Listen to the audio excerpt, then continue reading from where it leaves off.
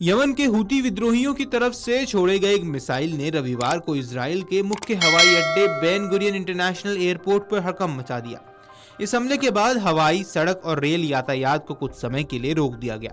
इस बीच इजराइल के शीर्ष मंत्री गाजा युद्ध को और तेज करने के फैसले पर वोटिंग करने वाले हैं। मीडिया रिपोर्ट्स की माने तो मिसाइल गिरने के बाद एयरपोर्ट के पास धुएं का गुब्बार भी देखा गया और यात्री डर के मारे इधर उधर भागते नजर आए।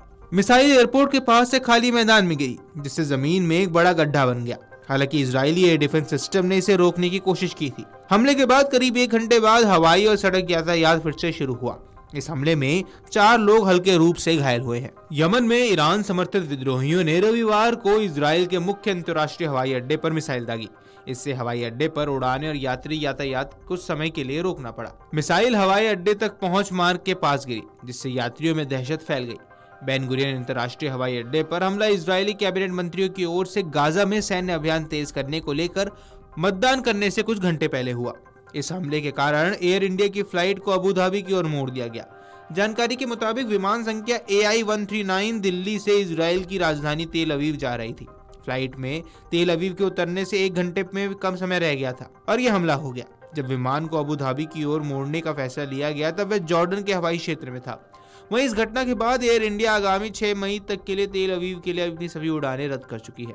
इजराइल के chief of staff lieutenant general Eyal Zamir ने कहा कि सेना हजारों रिजर्व सैनिकों को बुला रही है। इजराइल की सेना ने यह कहा कि गाजा में युद्ध शुरू होने के बाद यह पहली बार था जब हवाई अड्डे पर मिसाइल हमला हुआ। सेना ने कहा कि शुरुआती जांच से संकेत मिलता है कि संभावित कारण इंटरसेप्टर में तकनीकी समस्या थी।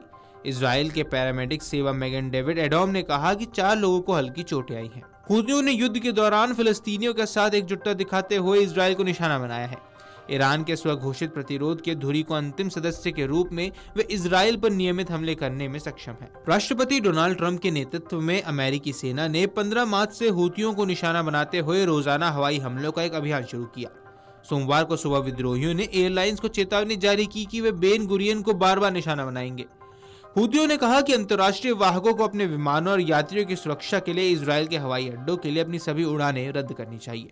हूती सेना प्रवक्ता ब्रिगेडियर जनरल यावा सारी ने एक बयान जारी किया और कहा, समूह ने हवाई अड्डे पर एक हाइपरसोनिक बैलिस्टिक मिसाइल दागी।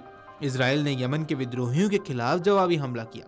प्रधानमंत्री बेंजामिन नेतन्याहू ने कहा कि अमेरिकी हूतियों के खिलाफ इजरायली अभियानों का समर्थन कर रहा है। उन्होंने कहा, यह धमाका नहीं है, यह सिर्फ एक धमाका नहीं है, यह पूरा नहीं हुआ है, हम जवाब देंगे। उन्होंने कहा कि इजराइल हूतियों को जवाब देगा, हमारे तय किए समय और स्थान पर उनकी ईरानी आतंकवादी आकाओं को सजा देंगे। इजराइल पुलिस ने कहा कि हमले के बाद सुरक्षा व्यवस्था को और कड़ी कर दिया गया है।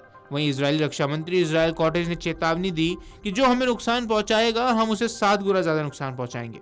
बता दें कि यमन के हूती विद्रोहियों ने भी वीडियो बयान में इस हमले की जिम्मेदारी ली है।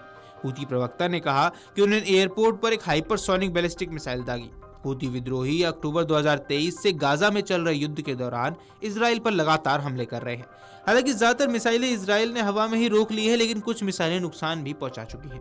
रविवार को इजरायली हमलों में गाजा के दक्षिण और मध्य इलाकों में 7 फिलिस्तीनियों की मौत हो गई थी, जिनमें एक परिवार के माता पिता और 2 छोटे बच्चे शामिल थे। वहीं इजरायली सेना ने कहा कि गाजा में लड़ाई में उसके 2 और सैनिक मारे गए। Video desk अमरुजाला.com।